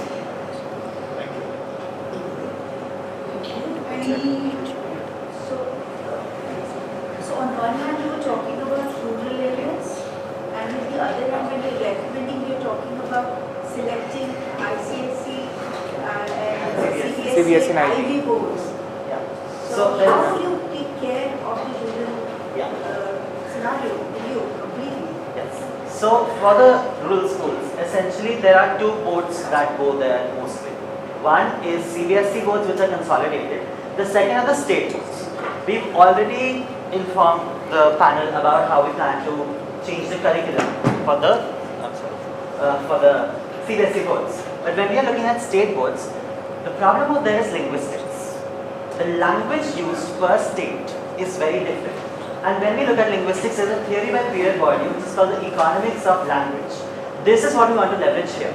The AI models that are currently being used also have the ability to recognize speech and then give prompts and generate ideas accordingly. So if we are able to then promote these and the kiosks that we have suggested in the 500, yes. So the kiosks that we then put in the villages will allow entire villages to get educated just by virtue of using those AIs that would be present inside the villages and the campuses that will be set up there. And we've also given the budgeting strategy for that in the last slide that we presented. So over the course of 5 years, you see a very, very in-depth plan as to how this policy can actually be implemented. Sorry? Can I just add up? Please. It's like for state boards, as you mentioned, the linguistic issues, but there are also state boards most of the time also teaching in English mediums. So what about that? Like not all state boards are connected to medium. I understand that, but so this is where the data comes in. So only approximately 11% of India today is adept with English. 92%, 92.8% of our GDP is currently contributed by non-English speaking communities. But AI would also allow translations. Yes. And enforce translations into multiple languages. In fact, you could leverage AI for state boards. Moreover, ma'am, not just translations. They would be able to speak to the phones in their own language and get responses in the same. So the prompt engineering will be in the same dialect as the ones that they want. So we are making it even more nuanced because that technology is already here. If we can do it for Hindi, English, why can't we do it for Avdi? There are scholars of Avdi as well. Professor Uma Maheshwar Rao, because of whom the NEP 2020 has come in, is actually a researcher who does not publish in Hindi or English, but actually in Telugu. And that is why these ideas that have come through today have come the way they have. You mentioned some media constraints for students. Can you explain that a bit? Yes, sir. So when we look at media constraints for students, so again, we have a tiered approach over here. When we look at students, let's say till class 6, they virtually don't have access to media they want because the parental control is a lot over there, especially when we are looking at a country like India. And also the diaspora that we are looking at families which are very close-knit. In the United States of America, the families are much closely and the individualism context is so very high over there. But in a country like India, because parental control is high, your media consumption is predominantly what your parents want you to watch, which, according to most newspaper reports, is the 9 p.m. news that they watch. The 9 p.m. debate that happens on television is what they watch. Then when we look at the students that are coming to class 12 or between class 9 to class 12, there we see a shift in consumption patterns because Gen Alpha and Gen Z have very different ways of looking at content. So while media for Gen Z reflects at maybe a Netflix or maybe an Amazon Prime, Gen Alpha has this thing called brain rot, which is they're looking at skibidis and they're looking at there's an actual RD analysis done which has identified that Gen Alpha loves to look at a cartoon called Ganji Chudai. Yes. And it's funny that's coming from me. So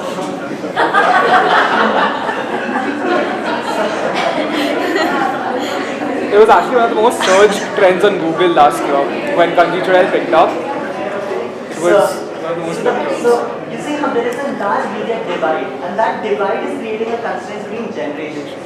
And also, urban versus rural is always there. India Bharat divide is there. And postgraduate, undergraduate, and then school 11, 12, and then 11, 12 versus 10. So there are a lot of divides which are leading to these constraints.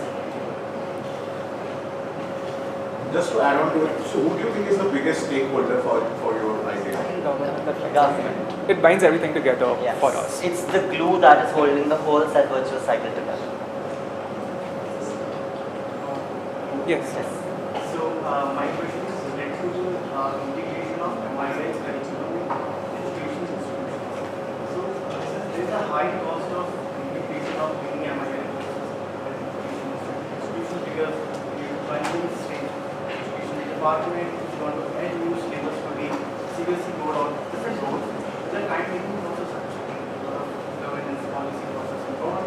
Now, what considering this whole time-taking process, what will be the alternate strategy to implement the MIL education curriculum at the education institution? Okay. So, firstly, CBSE has already introduced media courses in classes 10th, 11th, 12th now. So, I don't think we need to predominantly look at an alternative because if the trend is suggesting that media studies are going to increase, which has already been seen by CBSE, then obviously in the coming years we're going to see more of those subjects. But since you've asked for an alternative, what I would suggest, or we as a group would suggest is, that when we are looking at educations, we can now look at only class 11th and 12th and see what are the consumption patterns there and identify if somebody is, let's say, studying science, they also have that one extra elective that's been added. In that extra elective, we can add any sort of a media subject or a subject that is looking at consumers or behavior. Most schools nowadays teach economics. Behavioral economics can actually have a very niche part just of media literature because if you understand how media impacts people, you will understand consumer behavior better. And just to substantiate his point, US, which is one of the pioneers in this field for AI education, while they're working on the long-term strategy for implementation of AI across classes or grades, they've really pushed their short-term focus on STEM subjects, especially grade 11th and 12th, because that's where the next generation of employees and AI users are coming through. So that's why our focus would also be in that same age bracket. Are you three in college or? I'm in class 11th. She's in class 11th. Okay, great. Thank you guys. Thank you so much.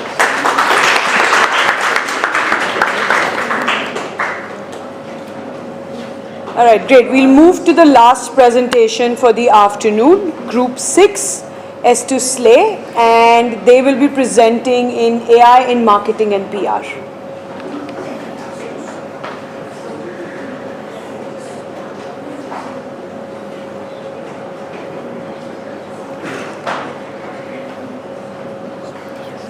Sorry, just to avoid any confusion, Group 5 did not make it to the event, so they won't be presenting.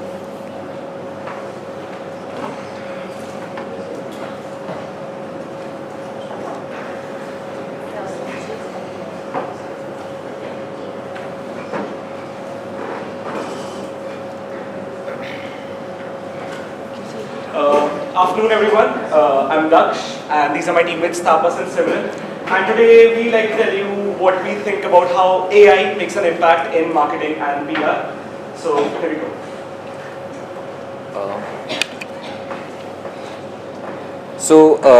When we look at PR and marketing agencies, AI is greatly beneficial because the segmentation that they take place is now greatly accurate. So the advertisements that were first generalized are now more and more specified. But again, there are two sides to every coin unless you are Amitabh Bachchan from Sholay. So from a consumer standpoint, recently Zepto had sent a push notification to all of its users, and it had targeted a woman and it said that emergency contraceptives are missing you. So now an ethical question is raised. The data that you're using to send out these notifications and that you're using in marketing, should we not have the private data be private and only use the public data that the user consents on to then tailor your marketing and your PR? Marketing has always been dated and uninclusive. We have always seen stereotypes being pushing forward and forward. AI here can be, if I sort of quote Gangs of Wazipur, the Faisal of the marketing world, and if used correctly, can bring great change. I hand the stage to Simran. Okay, to be very honest, it's Dhak Dhak Ho Rela hai. So, AI as a tool and not the leader, what we are supposed to do, like, should AI control us or should we control AI? AI is for analysis and not for creation. Creativity should be ours. Idea should be ours. We should not be totally dependent on AI. Now, as far as we have interviewed some of the professionals, what their ideas are and concluding all those points, data which can be collected through AI. Now, it is a point where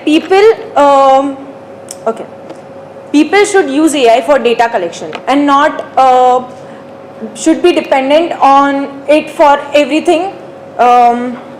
Apart from this, for marketing and advertisement, there is an emotional connect between humans. So AI cannot be in that human touch part. And apart from this, what we can assign to AI to do for us is email scheduling and post scheduling and stuff like that. Now, on the very first day of my college, Hasmukh Adia, our chairman, told us that the option is yours. The opinion is all yours, that whether you want to control tech or bots, or whether you want bots to control you. Daksh. We pointed out the problem. Now we bring forth our take on the solution. We must make use of AI for insights that it can gather and oversee better than us, but our own creativity, emotional intelligence, and ethics should oversee the content that is being put out there. Writing a critical analysis of Shakespearean literature as thesis, that's my job. Citing the hundreds of references I make, that's something AI could do better than me. Similarly, AI shouldn't create content for marketing. It should be looked over, edited, and almost filtered by humans, as not only then would we end up with what we call effective marketing, as well as an ethical version of the same. AI can study and identify trends for us, but it should be us who's incorporating them into our brand's messaging. AI can play the numbers game and analyze performances better than we could ever do. But can it do layoffs better than an HR head? No. So, campaigns, AI can tell us who to target, how to target, when to target, and much more. But it should be our voices that reach the target, as only then would there be any amount of impact.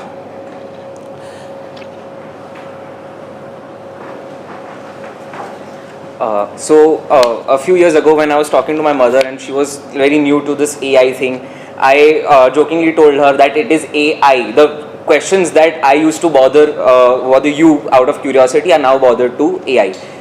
A mother will never lie to her children, and similarly an AI should never lie to us.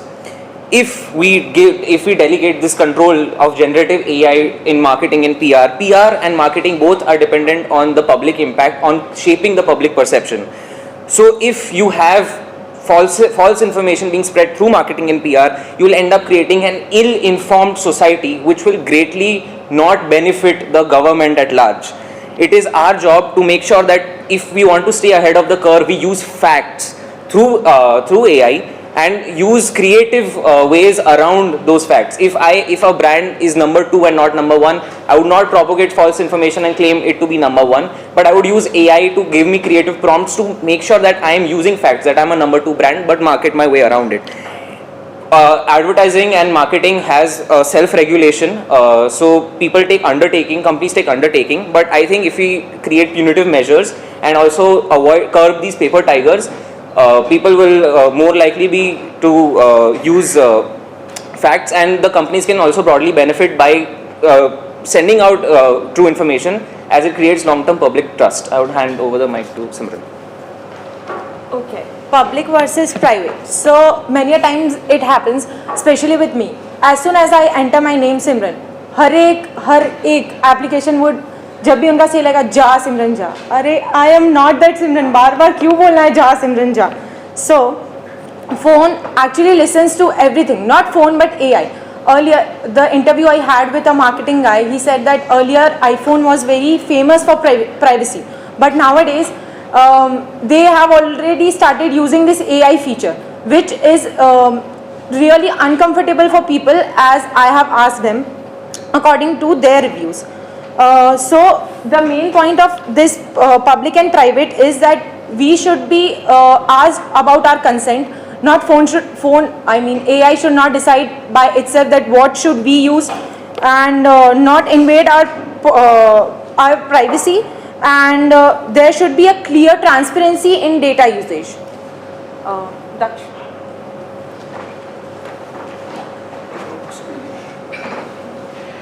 AI in influencer marketing.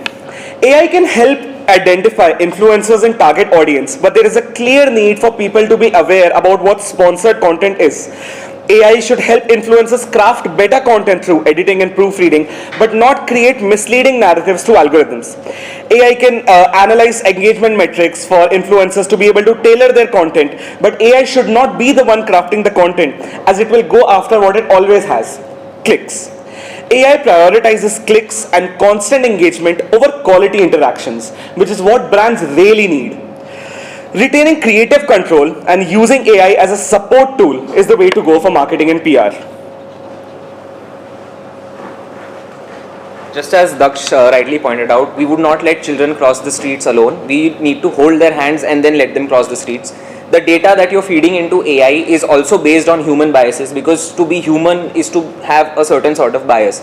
Are you really trying to propagate these human biases that we have seen for such a long time? There needs to be a regulation of this data. There needs to be a transparency of what data are you feeding in to ensure that no biases are left. We can also host in-house teams in our companies, or we can outsource the data that we are that the content that's being created by AI, to ensure that no biases are prevailed.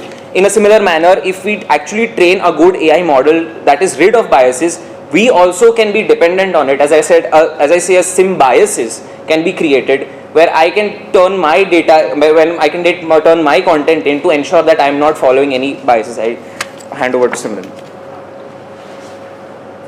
Consumers lost faith. Now, people are questioning because AI generated ads are there which literally look similar. So not the same, but then similar, and which is also a harm to brand reputation. Apart from this, there is something called as hypodermic needle theory in mass communication. Whatever media injects in your brain, you ought to think like that. And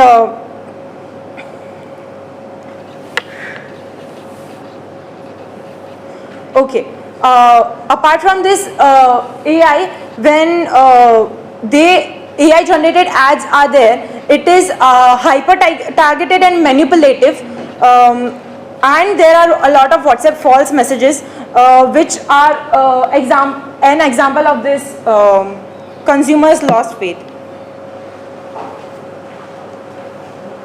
Now we bring forth a policy change. It is absolutely necessary for companies to integrate social science experts and consultants to guide AI's ethical applications.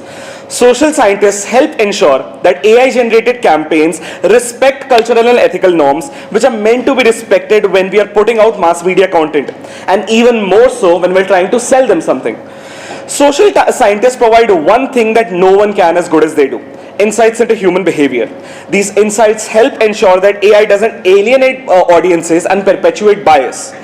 This is a human-centric approach that helps us take AI to the point where AI aligns with social values and promotes inclusivity, which is exactly what brands try to do: promote their values and appreciate inclusivity. So, social scientists help brands navigate sensitive topics and avoid insensitive content. And a collaboration between technology and social science promotes ethical consumer management. So, this is what our policy looks like. Mainly, our aim is to make it so that there is a collaboration between social science experts and tech experts. Thank you. We'll open the floor to questions. Yeah, please. I'm so sorry, they just want 30 seconds to sort of conclude a little bit and then we move to questions. Okay. In conclusion, whether AI is gonna control world or not, but then Ellen Solly is also a brand, and though handmade clothes are more valuable, so human touch is always gonna be something which is more precious and will be more valuable. And I would conclude saying, don't let bots replace you. And just lastly, as Sir said, let AI clean and I'll paint. So in a similar manner, if agencies use AI to sort of look at consumer testing, segmentation, test screenings, if A is going to work or B is going to work, that will help us sort of get free from all of the menial tasks. But we have to still be the highlighter, and we have to ensure that the data that is being fed in is correct. And if AI is not attempting to create any biases, we have to, this is our future and we have to embrace it with open hands, but we have to ensure that we don't say, "Et tu, Brutus." That's it. Thank you. Thank you. Yes, sorry, your question. When you started the presentation, you said people should use AI for data collection. And then you said that AI can sometimes be biased. Yes. Right? And if it is not trained accurately. Yes. Don't you think both of these are contradictory statements? No, ma'am. So what we wanted to sort of demonstrate is that if we do send AI to collect data, to sort of gather data and analyze data, but at the same time there needs to be someone, a human being, needs to be in place to ensure that and analyze and vet that data and those collections and analysis. There should be a second layer. What we'd really like to sum it up by saying is AI is more of a canvas than someone who's a painter. An engineer could paint a bias into AI and a social scientist could remove that bias, which is why we'd like to make it so that this collaboration happens, so there is an involvement of engineers and social sciences both. So जो bias जा ही रहा है जिसका कोई solution नहीं है, वो bias हट भी रहा है, वो एक solution.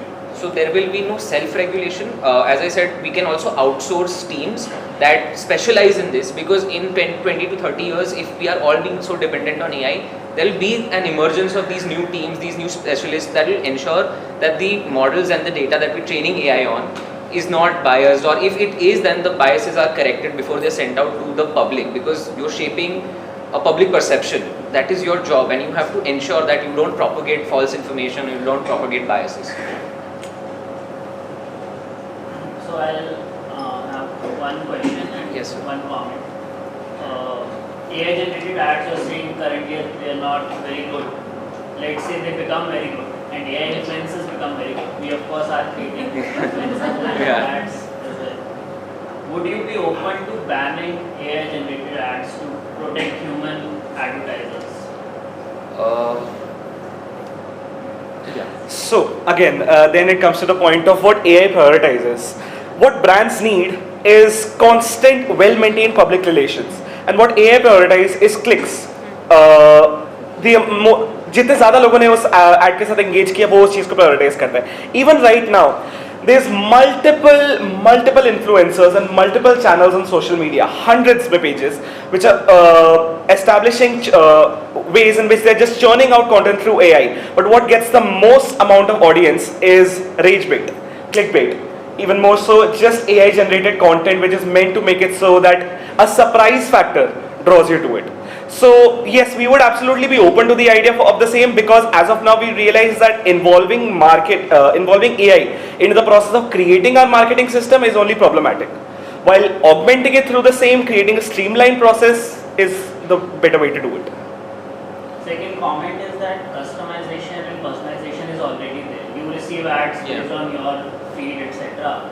How we see in the field it evolving is, in the next year you will see ad of yourself starring in that ad that you are using this product. Avatars. And that is the kind of question you need to think about, because that is already happening, right? We are getting recommended travel plans, we search for Goa trip, then we'll get a flight ticket advertisement. Next time you'll be seeing yourself in the plane traveling to Goa, your pictures there. So how will you tackle that is some of the questions you might want to think about. So again, that private versus public is something that we sort of were very steadfast about, because again it's about what advertisements are you getting based on the data that you're leveraging. Like if on the privacy of my phone I am ordering an emergency contraceptive and somebody is then in the public sort of targeting an advertisement about that to me, that is wrong. That is of ethical concerns. So I think one more thing we'd like to put out there is as of now we have the conversation between public and private, but I think it needs to be a little more threefold: public, private and personal. What I disclose to the family doctor, the details of my last visit, and the details I give to an app where I'm ordering my medicines from are all three very different things.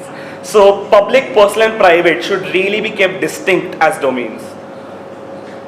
Okay, interesting presentation.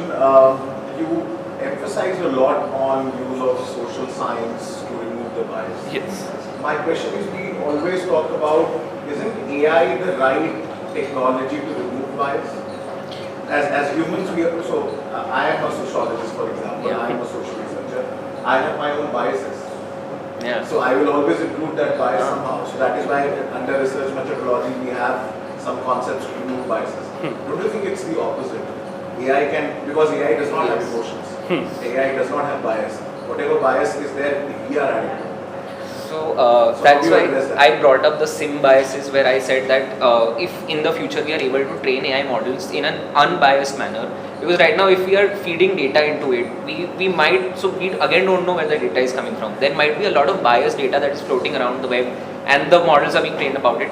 But if we have an unbiased data that is being plugged into these models, I really believe that any content that we send out, so right now as I was coming to the institute, I was listening on a radio of an advertisement where they said that women will always know when the masala prices will go down.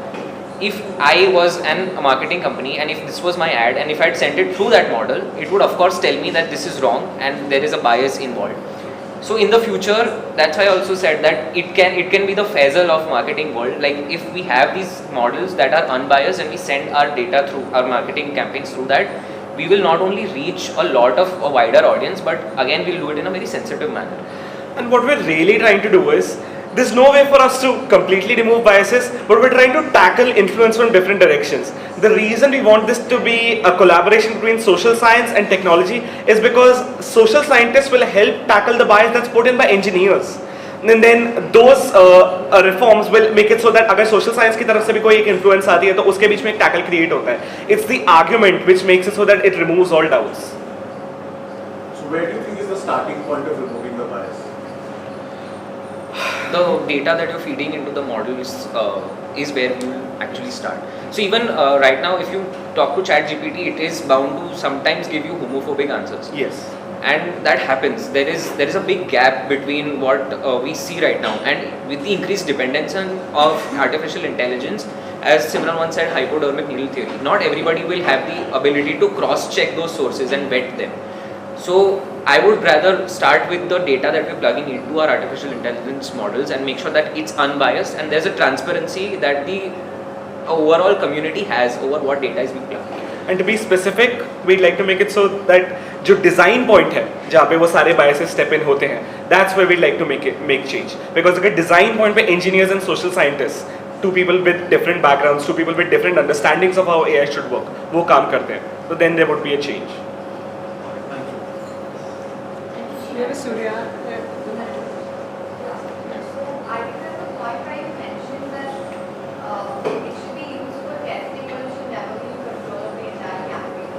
Yes.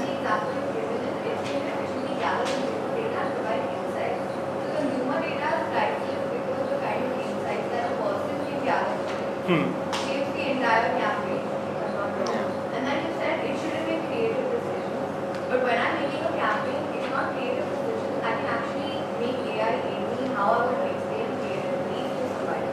So when we're talking about using AI in conceptualizing a campaign, how do you think AI can provide insights? Because the insight I gather about a person or a consumer set of data is hardly anything to what AI can actually do for me in terms of campaign. So in terms of segmentation that we study in marketing, so we divide certain groups of a larger population. So artificial intelligence can work with larger sets of data in lesser time. So if you have a campaign to roll out tomorrow or day after, AI can do what a large team would have earlier done in large time, in a shorter amount of time. Again, you need to be a highlighter to understand what data is being fed in, how it's being corrected. So you have to always keep correcting. So that is where we want to sort of focus on, not just collecting the data, analyzing it, but sort of collecting it, regulating it. So your focus your focus is not on the menial tasks of sort of collecting that data, putting it and analyzing it from a human perspective. Your human perspective comes to analyze it and sort of become the highlighter. And again, in the future, when we are talking about a business, when you are running a marketing agency, your team sizes will become shorter. So if in an R&D I had to first employ 12 people, with the advent of AI I might have to just employ 6 people who are now focused on regulating the information that is being collected by AI.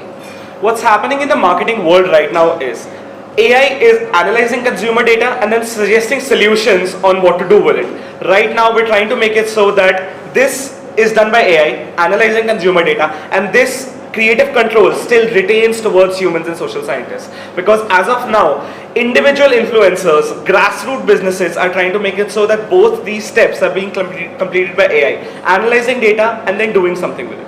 So that's what we're trying to change. We'll have time for one last question here. Yeah. So the model that you suggested, that is sociologists meet tech guys, and then you come up with a bias-free AI model. We already have a job role for that, which is an AI psychologist.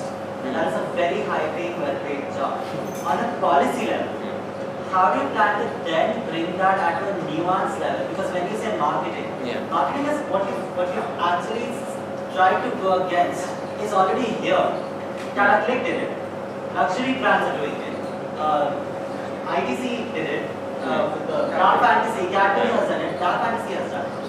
So how do you then go against something that is already starting to become the emerging trend? As we found out that advertising and marketing has a lot of self-regulation. You have to sign undertakings.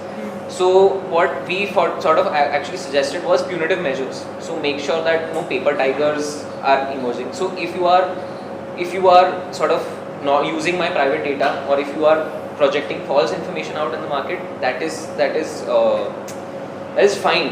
And when you talk about AI psychologists that are existing, I sort of suggested that we have in-house teams, or we outsource the data or the models that we are using to these specialists, and to ensure that every company has that. So every marketing company, if they are using AI, they have to have an in-house team, or they are outsourcing this.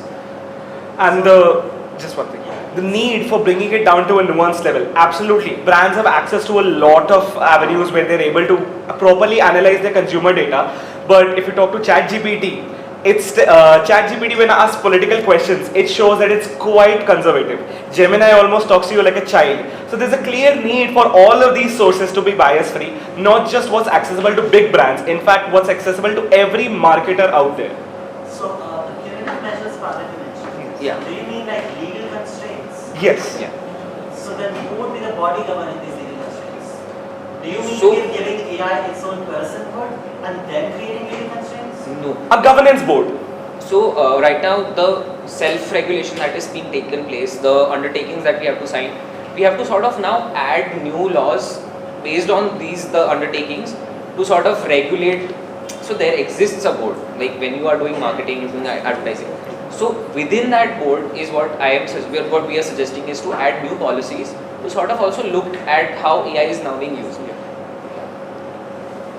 Thank you. Thank you so much. Thank you.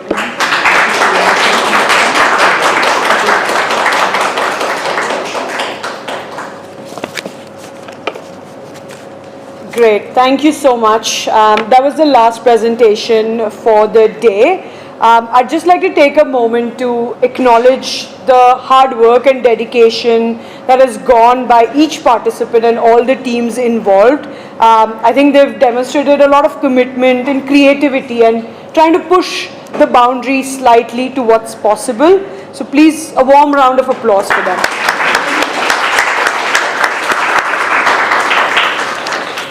Great, I think we get to the favorable part of the day. We're going to take a break here. We're going to head to lunch. We'll calculate the scores in the meantime. Yes, so what we'll do before you head out, please just probably if you can form a queue, I guess, and we'll take a photo with you and your mentor on stage, and then we can head to lunch. We meet back here at 2 p.m. sharp. Team 1? Group 1, that's okay, at least just come here on stage. You can pick a mentor. Okay. Ma'am, Ruchi ma'am, do you mind coming, you and Manisha ma'am? They don't have a mentor. No, but you can just have their picture. Photo lenge, but might as well.